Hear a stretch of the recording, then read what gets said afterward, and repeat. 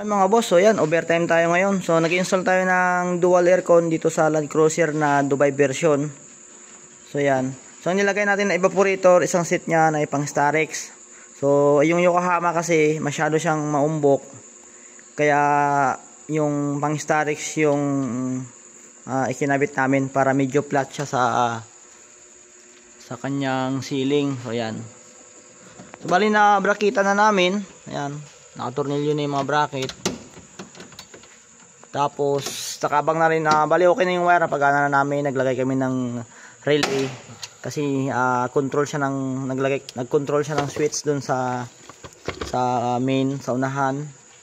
Kaya naglagay tayo ng relay para hindi mapwersa yung switch sa unahan. Tapos may wire tayo na diretso sa battery. Yun yung may fuse. At ito na yung ating hose. Ayan. Ibaba na yung hose. So medyo ididikit lang natin mamaya dyan yung hose para lumapat yung cover. So yung lalagay ng body natin yan, yan yung pinaka bracket nya doon. So kahit yung ginagawa niya hindi naman yan yung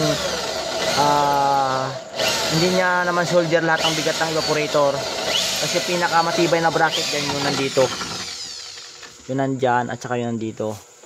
So bali yung dalawang loob ano lang yan, para hindi siya mag-vibrate. Ayan. So, kakargahan na namin doon ng freon. Kasi nagdugtong kami sa baba na pinutol namin yung hose. So yan. So tingnan natin yung harap niya.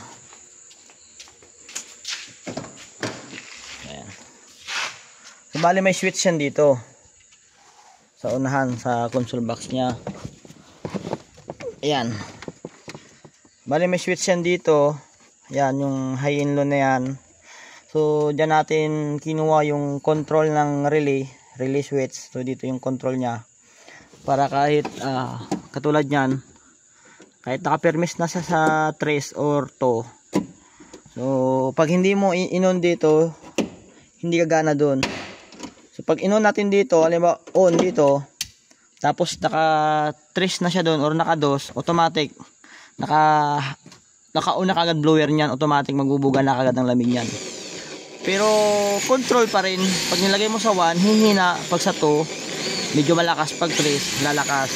So andyan pa rin yung control ng blower. So ito sa main switch niya lang. So yan. Naglagay lang tayo ng relay kasi yung out nitong switch dito hindi kakayanin para paganahin pa yung blower. So relay lang yung pinapagana ng switch dito, tapos yung supply dun sa blower motor nagagaling na mismo sa battery. Ayan. So yung bracket natin, so hindi natin binutasan yung ceiling. So kung balak tanggalin, kasi yun yung request na may-ari, kailangan na wag daw butasan yung ceiling hanggat maaari. So ang ginawa namin, ayan, walang butas yung ceiling yan.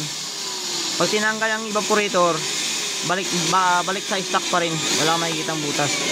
Kaya lang dito sa cover dito, obligado lang talagang mag-cut ng konti para lumapat, kasi may nilagay tayong flat bar na solid. Ayan, medyo makapal yung flat bar natin para matibay. So yan yung flat bar gumagapang sa ceiling. Ayun. So, kakargaan na lang natin ng freon. Ayan. Kasi pag yung Yokohama yung ilalagay namin, masyado siyang makapal, maumbok. Maganda yung pang Starex, medyo kahit pa paano lapat na lapat siya, tapos may cover siya magkabilaan. So ayan. O Land Cruiser na Dubai version 2005 model. So ayan. Install tayo ng aircon kasi siya, single aircon lang siya, wala siyang aircon sa likod. So sa laki niya, tapos materik ng araw, hindi ganun kabilis papalamig yung loob. So ayan.